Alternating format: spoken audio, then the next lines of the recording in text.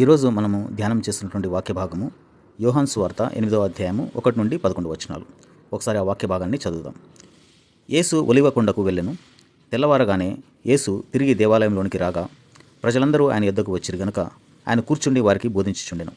శాస్త్రులను పరిసయ్యులను వ్యభిచారమందు పట్టబడిన ఒక స్త్రీని తోడుకొని వచ్చి ఆమెను మధ్య నిలువబెట్టి, బోధకుడా, ఈ స్త్రీ వ్యభిచారం చేయుచుండగా పట్టబడెను.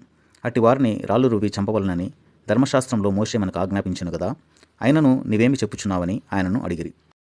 ఆయన మీద నేరము మోపవలనని ఆయనను శోధించుచు ఇలాగున అడిగిరి. అయితే యేసు వంగి నేల మీద వ్రేలితో ఏమో వ్రాయుచుండెను. వారు ఆయనను పట్టువదలక అడుగుచుండగా ఆయన తల ఎత్తి చూచి, మీలో పాపం లేనివాడు మొట్టమొదట ఆమె మీద రాయి వేయవచ్చునని వారితో చెప్పి మరలా వంగి నేల మీద వ్రాయుచుండెను. వారు ఆ మాట విని పెద్దవారు మొదలుకొని చిన్నవారి వరకు ఒకని వెంట ఒకడు బయటికి వెళ్ళిరి. యేసు ఒక్కడే మిగిలెను. ఆ స్త్రీ మధ్యన నిలబడి ఉండెను. యేసు తల ఎత్తి చూచి, అమ్మా, వారెక్కడ ఉన్నారు? ఎవరునూ నీకు శిక్ష విధింపలేదా అని అడిగినప్పుడు ఆమె, లేదు ప్రభువా అనెను. అందుకు యేసు, నేను నీకు శిక్ష విధింపను, నీవు వెళ్ళి ఇక పాపం చేయకుమని ఆమెతో చెప్పాను. ఈ వాక్య భాగాన్ని పరిశీలించినట్లయితే యేసు ప్రభు రాత్రి ఒలివ కొండలో గడిపి తెల్లవారుజామున ఆయన దేవాలయానికి వచ్చినప్పుడు జనులందరూ ఆయన చుట్టూ చేరి ఆయన బోధ వింటా ఉండినారు. అప్పుడు శాస్త్రులు మరియు పరిసయ్యులు వ్యభిచారమందు పట్టబడిన ఒక స్త్రీని తీసుకొని వచ్చి వారి మధ్య నిలబెట్టి యేసు ప్రభుతో ఇలాగంటున్నారు. యోహాను సువార్త 8వ అధ్యాయము 4-5 వచనాలు. బోధకుడా, ఈ స్త్రీ వ్యభిచారం చేయుచుండగా పట్టబడెను. అట్టి వారిని రాళ్ళు రువ్వి చంపవలనని ధర్మశాస్త్రంలో మోషే మనకు ఆజ్ఞాపించెను కదా, అయినను నీవేమి చెప్పుచున్నావని ఆయన్ను అడిగిరి. ఇక్కడ శాస్త్రులు పరిసయ్యులు స్త్రీని మాత్రమే తోడుకొని వచ్చినారు. అయితే ధర్మశాస్త్రం ఏం చెప్తుందంటే ద్వితీయోపదేశకాండము 22వ అధ్యాయము 22వ వచనము, ఒకడు మగనాలితో శయనించుచుండగా కనబడిన ఎడల వారిద్దరూ అనగా ఆ స్త్రీతో శయనించిన పురుషుడును ఆ స్త్రీయును చంపబడవలెను. కాబట్టి ధర్మశాస్త్ర ప్రకారము స్త్రీ మాత్రమే కాదు కానీ స్త్రీ మరియు పురుషుడు కూడా చంపబడాలి. అయితే వారిక్కడ స్త్రీని మాత్రమే తీసుకురావడంలో ఉద్దేశమేమి? ధర్మశాస్త్రాన్ని పాటించే విషయంలో వారికి శ్రద్ధ ఉన్నట్టుగా కనబడడం లేదు. అయితే వారు కేవలము యేసు ప్రభు మీద నేరారోపణ చేయడానికి మట్టుకే ఆ స్త్రీని తీసుకొని వచ్చినట్లుగా మనం ఇక్కడ గమనించగలము. ఒకవేళ ఆయనే గనక ఆ స్త్రీకి శిక్ష విధించవద్దు అని చెప్తే ఆయన మోషే ధర్మశాస్త్రాన్ని తిరస్కరిస్తున్నాడని, ఆయన అబద్ధ బోధకుడని ఆరోపణ చేయవచ్చు. అలా కాకుండా ఆయనే గనుక ఆ స్త్రీని రాళ్లతో కొట్టి చంపమంటే ఆయన రోమా ప్రభుత్వానికి వ్యతిరేకంగా తిరుగుబాటు చేస్తున్నాడని ఆరోపించవచ్చు. ఎందుకంటే అప్పుడు ఆ ప్రాంతం రోమీల అధికారం కింద ఉంది. వారి అనుమతి లేకుండా ఎవరికీ మరణదండన విధించడానికి వీల్లేదు. యేసు ప్రభు వాళ్ళ కుయుక్తిని ఎరిగి వారికి ఏ ప్రత్యుత్తరం ఇవ్వకుండా మౌనంగా నేల మీద ఏదో రాస్తా ఉండినాడు. అది చూచి పరిసయ్యులు శాస్త్రులు పట్టు వదలకుండా నీవేమి చెప్తావో చెప్పు అని అడిగినప్పుడు యేసు ప్రభు ఏమన్నాడో చూద్దాం. యోహాను సువార్త 8వ అధ్యాయము 7వ వచనము, వారు ఆయనను పట్టు వదలగా అడుగుచుండగా ఆయన తల ఎత్తి చూచి, మీలో పాపం లేనివాడు మొట్టమొదట ఆ మీద రాయి వేయవచ్చునని చెప్పాను. 9వ వచనం, వారు ఆ మాట విని పెద్దవారు మొదలుకొని చిన్నవాని వరకు ఒకని వెంట ఒకడు బయటకు వెళ్ళిరి. ఆ స్త్రీని తోడుకొని వచ్చిన వారిలో ఒక్కరు కూడా మిగలలేదు. ఎందుకని? వారిలో పాపం లేనివాడు ఒక్కడు కూడా లేడు. వీళ్ళు మాత్రమే కాదు, అసలు భూమి మీద స్త్రీ పురుషులకు పుట్టిన వారిలో పాపం లేనివాడు ఒక్కడును లేడని బైబిల్ చెప్తుంది.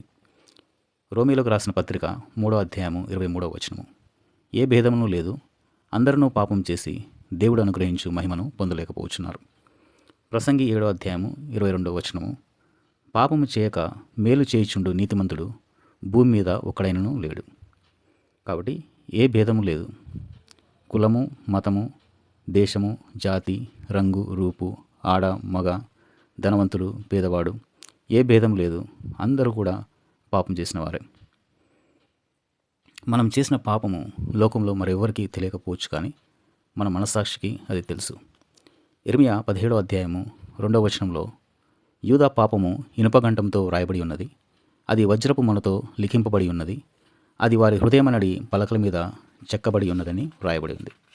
కాబట్టి ఇక్కడ యూదా పాపం మట్టుకే కాదు కానీ మన పాపములు కూడా మన హృదయమనే పలకల మీద ఇనుపగంటంతో వజ్రపు మొనతో అవి వ్రాయబడి ఉన్నాయి. పెద్దవారు మొదలుకొని చిన్నవారి వరకు అందరూ వెళ్ళిపోయారు. ఎందుకంటే వారి మనస్సాక్షి వారి పాపములను గుర్తు చేసింది. 9వ వచనము ఆఖరి భాగము. యేసు ఒక్కడే మిగిలెను. శాస్త్రులు పరిశీలిలాగా ఆయన కూడా అక్కడి నుండి ఎందుకు వెళ్ళిపోలేదు? ఎందుకంటే ఆయనలో పాపం లేదు కాబట్టి. 1 యోహాను 3వ అధ్యాయము 5వ వచనము ఆయన యందు పాపమేమీ లేదు. హెబ్రీయులకు రాసిన పత్రిక 7వ అధ్యాయం 26వ వచనంలో పవిత్రుడును నిర్దోషియు నిష్కల్మషుడును పాపులలో చేరక ప్రత్యేకంగా ఉన్నవాడు అని ఆయన గురించి వ్రాయబడింది. అలాగే యేసు ప్రభు యోహాను సువార్త 8వ అధ్యాయం 46వ వచనంలో నా యందు పాపమున్నదని ఎవడు స్థాపించునని ఆయన అడుగుతా ఉన్నాడు. ఇక్కడ యేసు ఒక్కడే మిగిలెను అంటే ఆయనలో ఏ పాపం లేదు. శిక్షించడానికి, దండించడానికి, మొదటి రాయి వేయడానికి అర్హుడైన యేసు ప్రభు ఒక్కడే మిగిలాడు. అయితే ఆయన ఇక్కడ ఏమంటున్నాడో మనం చూద్దాం. యోహాను సువార్త 8వ అధ్యాయము 10-11 వచనాలు. యేసు తల ఎత్తి చూచి, అమ్మా, వారెక్కడ ఉన్నారు? ఎవరునూ నీకు శిక్ష విధింపలేదా అని అడిగాను. ఆమె, లేదు ప్రభువా అనెను. అందుకు యేసు, నేను నీకు శిక్ష విధింపను, వెళ్ళి ఇక పాపము చేయకుమని ఆమెతో చెప్పాను. ఆమెకు శిక్ష విధించడానికి ఆయన అర్హుడైనప్పటికీ ఆయన శిక్ష విధింపలేదు. ఆమె పాపములను ఆయన క్షమించాడు. ఇక పాపము చేయవద్దని చెప్పాడు.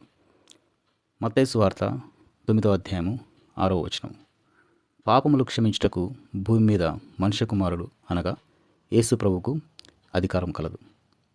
పాపములు క్షమించడానికి యేసుకు మాత్రమే అధికారం ఉంది.